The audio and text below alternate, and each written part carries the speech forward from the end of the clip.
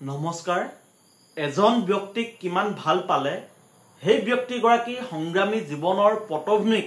কিমান গভীৰলৈ অধ্যয়ন কৰিলে নিজৰ সন্তানৰ নাম সেই ব্যক্তিগৰাকী নামত ৰাখিব পাৰে হয় আমি ৰাইজ দলৰ সভাপতি তথা শিৱসাগৰ সমষ্টি বিধায়ক অখিল গগৈ ডাঙৰীয়া কথা কৈছো আজি অখিল গগৈ ডাঙৰীয়াই আপোনালোকে জানে দীৰ্ঘদিন ধৰি জাতীয় জাগৰণ যাত্ৰাত তেখেতে আছে শিৱসাগৰ সমষ্টি গাঁৱে গাঁৱে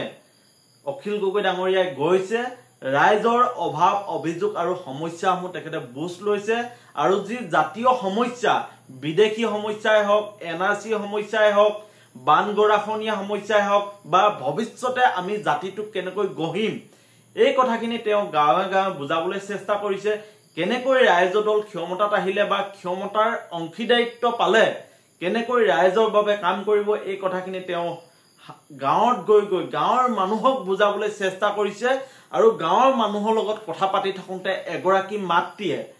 তেওঁ সন্তানৰ নাম অখিল গগৈ ডাঙৰীয়াৰ নামত ৰখা বুলি অখিল গগৈ ডাঙৰীয়াৰ সন্মুখত কৈছে আপোনালোকে চাওক এই দৃশ্য চাওক অখিল গগৈ ডাঙৰীয়াৰ সন্মুখতে এগৰাকী মাতৃয়ে কৈছে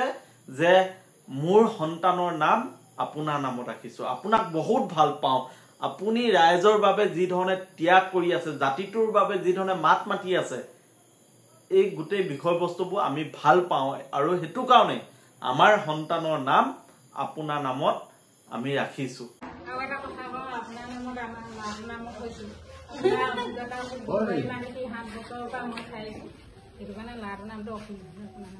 মোৰ নামটো কৈছে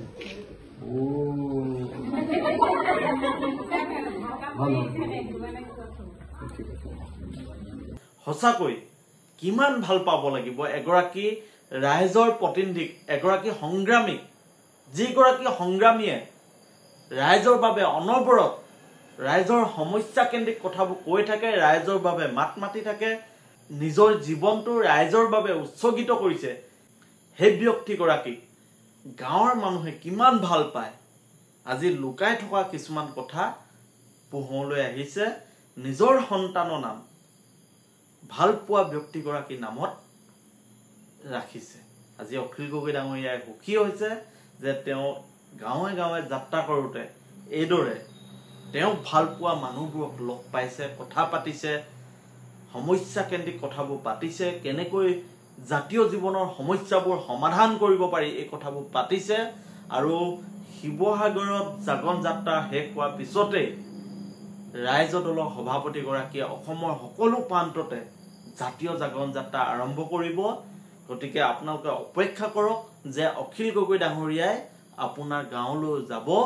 আপোনাৰ গাঁৱত হৈ থকা সমস্যা কেন্দ্ৰিক কথাবোৰ আপোনাৰ লগত আলোচনা কৰিব